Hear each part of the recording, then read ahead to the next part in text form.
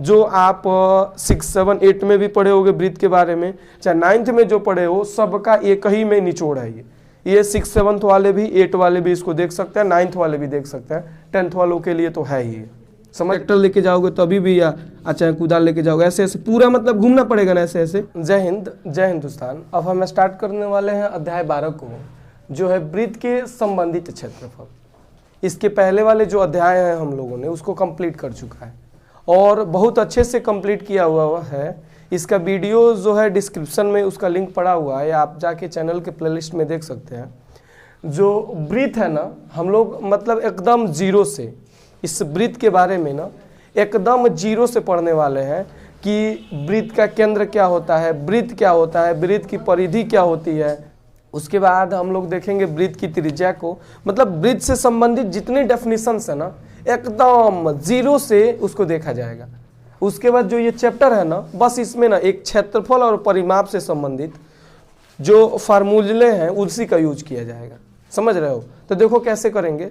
सबसे पहले जानना वृत्त क्या होता है। वृत्त ना, जैसे दो चीज पहले समझ लेते हैं बड़ा बढ़िया से, वृत्त और गोला में क्या संबंध होता है, चाहे क्या अंतर होता है, चाहे क्या होते हैं दोनों। सबसे पहला चीज मैं बता रहा हूं आपको, वृत्त और दूसरा बात गोला। ठीक है, ऐसे समझो वृत्त क्या होता है। देखो वृत्त मतलब ना एक गोल आकृति हो उसको वृत्त कहते हैं। जैसे आप ले सकते हैं किसी कड़ा को, जैसे इस कैप का आप जो बाहर वाला भाग देख रहे हैं एकदम गोल है ना, ये है, लेकिन ये वृत्त नहीं है, केवल बाहर वाला। एज लाइक यदि आप देखना चाहो तो इसको आप क्या समझ सकते हो कि ये एक वृत्त है, देख रहे हो ना, चाहे किसी चूड़ी को देख सकते हो, ये बस एक वृत्त है।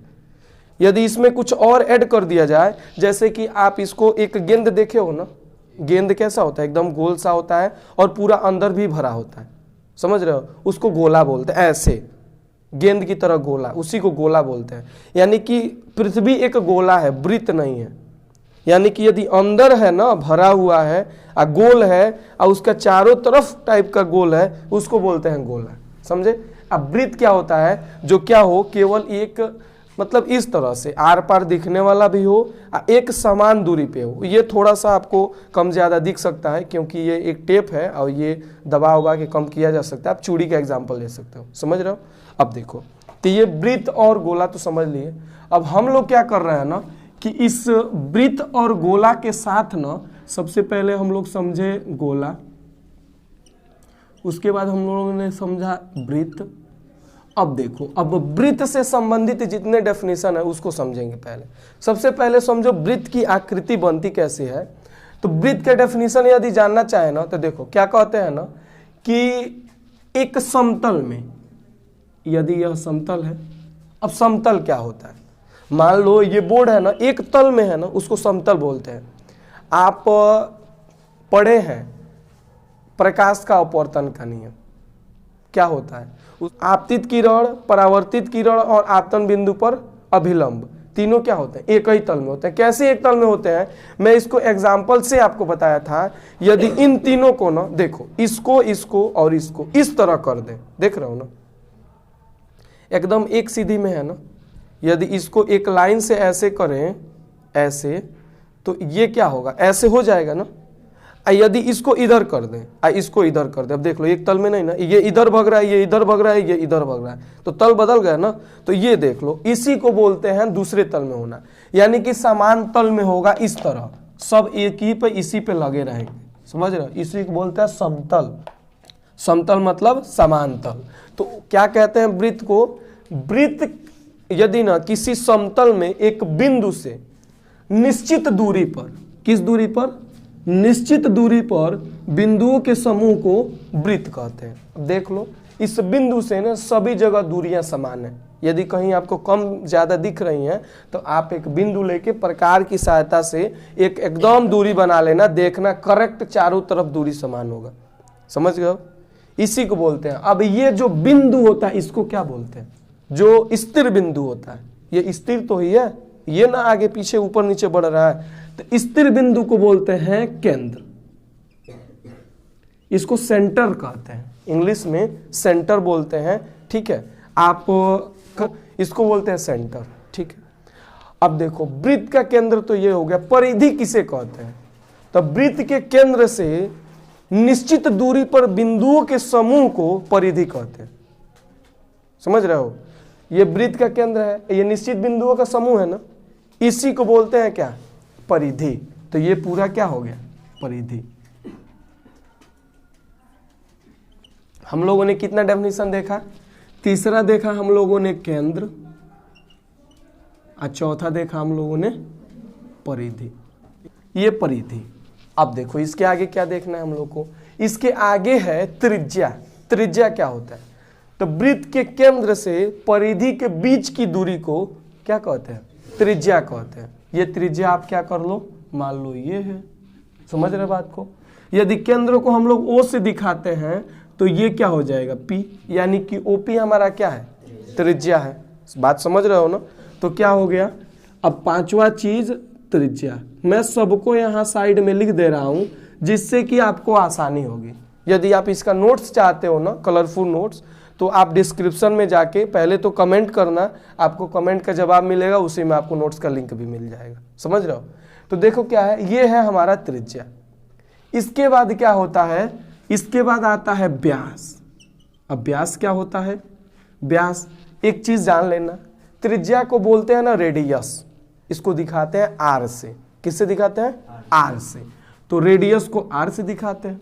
मैं इंग्लिश और हिंदी दोनों बताता चल रहा हूं। मैं बोला हूं एकदम 0 से क्लास होने वाली है हमारी, जो आप 6, 7, 8 में भी पढ़े होगे वृत्त के बारे में, चाहे 9th में जो पढ़े हो, सबका एक ही में निचोड़ है। ये 6, 7 वाले भी, 8 वाले भी इसको देख सकते हैं, 9th वाले भी देख सकते हैं, 10th वालों के लिए तो है ही। समझ रहे हो? आगे देखो। अब इसके बाद त्रिज्या के बाद बारी आती है व्यास की। व्यास क्या होता है? तो वृत्त के केंद्र से परिधि से परिधि तक होकर जाने वाली एक सीधी रेखा को व्यास कहते हैं। कैसे? मान लो परिधि से परिधि को तो आप ऐसे भी तो मिला सकते हो, लेकिन याद क्या रखना कि वृत्त के केंद्र से होकर जानी चाहिए, उसी को क्या बोलते हैं? व्यास कहते हैं। देख लो ऐसे, मान लो ये है इस तरह, और सीधी रेखा होनी चाहिए। ये नहीं कि आप इसको व्यास कह दो, नहीं, एकदम सीधी रेखा होनी चाहिए। जैसे है ए और बी। हमारा व्यास क्या हो गया? व्यास को बोलते हैं डायोमीटर, और इसको दिखाते हैं डी से। हमारा व्यास हो गया ए ओ बी। बात समझ रहे हो? कितना चीज अभी तक हम लोगों ने देख लिया? 6 चीजें। पहला गोला, आप गोला में गेंद का एग्जाम्पल ले सकते हो। दूसरा चीज वृत्त, वृत्त में आप कड़ा का एग्जाम्पल ले सकते हो, चूड़ी का एग्जाम्पल ले सकते हो, जो मैं टेप का आपका साइड वाला भाग दिखाया था उसका एग्जाम्पल ले सकते हो। उसके बाद है केंद्र। अब वृत्त के ये भाग है, केंद्र होता है, परिधि होता है, त्रिज्या होता है और व्यास होता है। और क्या क्या हो सकता है? एक चीज संबंध देखा जाता है व्यास और त्रिज्या में, रेडियस और डायोमीटर में। क्या संबंध होता है? इस संबंध में ना मतलब ये होता है कि जो त्रिज्या होता है ना, व्यास का आधा होता है। अच्छा है, जो व्यास होता है ना, त्रिज्या का 2 गुना होता है। यानी कि फार्मूला क्या होता है? R बराबर d/2। यदि त्रिज्या को R से दिखाएं, डायमीटर को D से दिखाएं, वही व्यास को, तो क्या होता है? R बराबर d/2, या क्या लिखते हैं? D बराबर 2R। इन दोनों डेफिनेशन, इन दोनों फार्मूलाज को आप आराम से समझ लेना, और ये क्या आएंगे? हमारे काम आएंगे। कब काम आएंगे? हमको व्यास दिया रहेगा। अब व्यास का हम लोग फार्मूला नहीं जानते हैं। वृत्त का जो परिधि होता है ना, वो 2πr होता है, तो उसमें तो r है ना, डायोमीटर d थोड़ी है। जो वृत्त का क्षेत्रफल होता है वो πr² होता है, यानी कि उसमें r है। तो जब कभी आपको व्यास दिया रहे ना, तो आपको r निकालना पड़ेगा। समझ रहे हो बात को?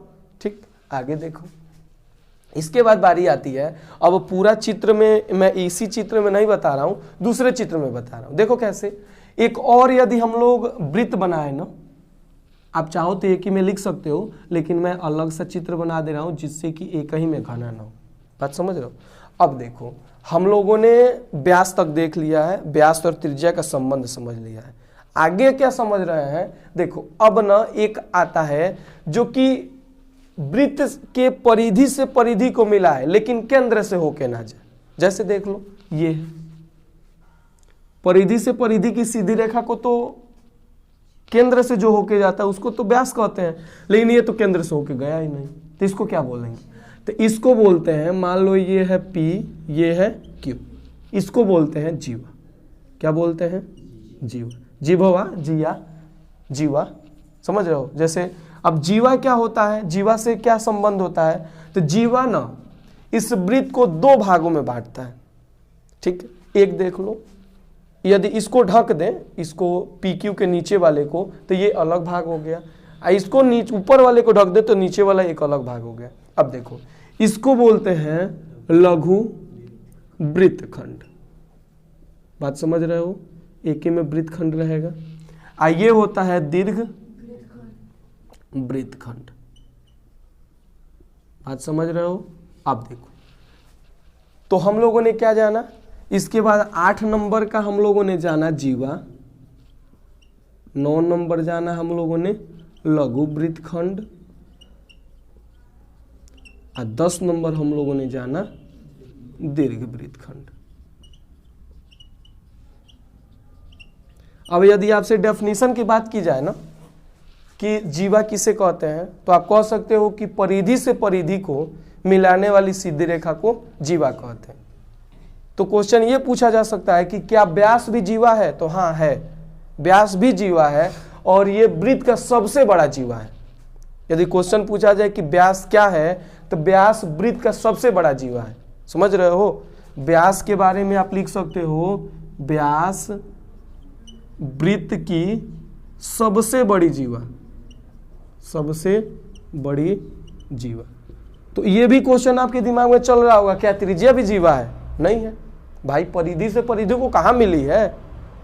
जब तक परिधि से परिधि को ना मिले तब तक थोड़ी जीवा होगा, नहीं ना होगा।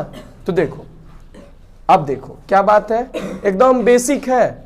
आगे देखो, व्यास तो समझ लिए, लघु, अब देखो जीवा समझ लिए हो, परिधि से परिधि को मिलाने वाली सीधी रेखा को जीवा कहते हैं। अब देखो, लघु वृत्तखंड और दीर्घ वृत्तखंड। तो लघु वृत्तखंड क्या होता है, दीर्घ वृत्तखंड क्या होता है? तो याद रखना, वृत्त की जीवा ना वृत्त को दो भागों में बांटती है, ठीक है। इसके छोटे वाले भाग को लघु वृत्तखंड और बड़े वाले भाग को दीर्घ वृत्तखंड कहते हैं। यदि केवल लघु वृत्तखंड का डेफिनेशन बताना हो तो कहोगे वृत्त की जीवा वृत्त को दो भागों में बांटती है, छोटे वाले भाग को लघु वृत्तखंड कहते हैं। समझ रहे हो? और दीर्घ वृत्तखंड कहना होगा तो कहोगे वृत्त की जीवा वृत्त को दो भागों में बांटती है, बड़े वाले भाग को दीर्घ वृत्तखंड कहते हैं। बात समझ रहे हो? तो एक बात और जान लो, तो भाई व्यास भी तो इसको दो बराबर भागों में बांटती है ना। यदि व्यास इसको बांटेगी ऐसे तो दो भागों में बांटेगी, तो इसके दोनों भाग को कैसे लघु और कैसे दीर्घ कहोगे? दोनों तो बराबर होगा। तो देखो, इसको बोलते हैं अर्धवृत्त। क्या बोलते हैं? अर्धवृत्त। व्यास जिसको ना जिस वृत्त को बांटती है, काटती है, उसको बोलते हैं अर्धवृत्त। बात समझ रहे हो? अब अर्धवृत्त के कुछ प्रमेय हैं। क्या क्या प्रमेय है? कि अर्धवृत्त में बना प्रत्येक कोण न समकोण होता है। अर्धवृत्त में जितने कोण बनते हैं सब समकोण बनते हैं, समझे? ये 90 अंश का बनेगा। ये हम लोगों ने पिछले वाले चैप्टर में, जो रचना वाला चैप्टर है, उसमें इसका उपयोग भी कर चुका है, ठीक है।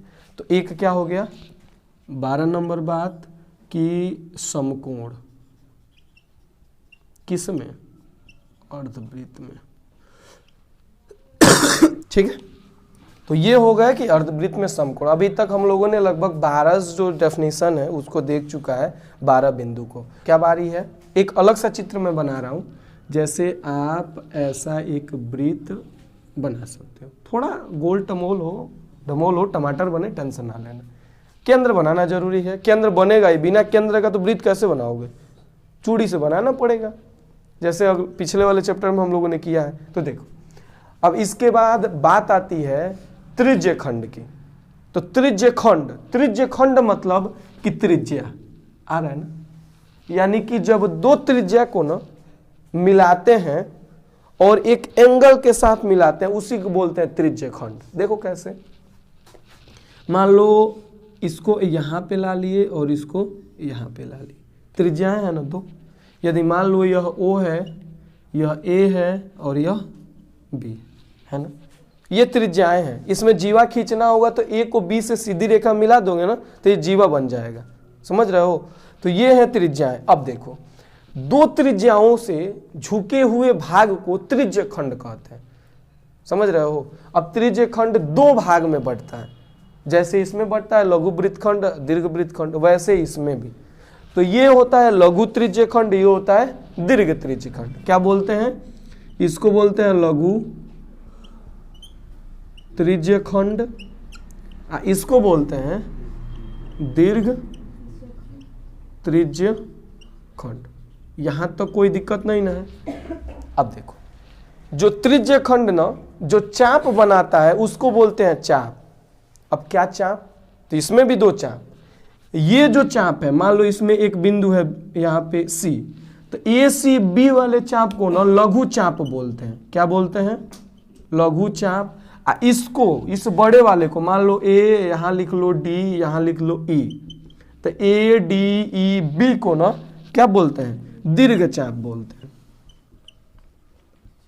ठीक है, बोलते हैं ना। अब देखो, इतना तो समझ गए, अर्धवृत्त भी जान लिए। इसको भी थोड़ा लिख देते हैं यहाँ पे। 13 नंबर हमारा है, क्या है? त्रिज्य खंड। अब त्रिज्य खंड में कौन सा? लघु ना, तो लघु त्रिज्य खंड। 14 वाला में दीर्घ त्रिज्य खंड। अब 15 वाले में ये हमारा है लघु चाप, 16 में दीर्घ चाप। चलो, एकदम मस्त डिजिट वाले नंबर पे ख़त्म भी हुआ है हमारे जो डेफिनेशन है, एकदम 16 पे। और इन 16 को 16 तरीके से मैंने बताने का कोशिश भी किया है। मुझे नहीं लगता है कोई डाउट रहा होगा आपको इस वृत्त में बेसिक के साथ। अब यदि हम लोग अपने सिलेबस पे चले ना, हाई स्कूल के सिलेबस में, तो हमारे सिलेबस में अभी तक सबसे पहले जानने के लिए दो ही परिभाषाएं हैं, दो ही फार्मूलेज हैं। क्या है फार्मूला? पहला फार्मूला है वृत्त की परिधि। अब परिधि क्या होती है इसको जानना बड़ा जरूरी है। जैसे समझना, आप खेत में कभी गए हो? खेत में किस आकार का होता है? या तो वर्गाकार होता है या नहीं तो आयताकार होता है। मैक्सिमम खेत आयताकार होता है।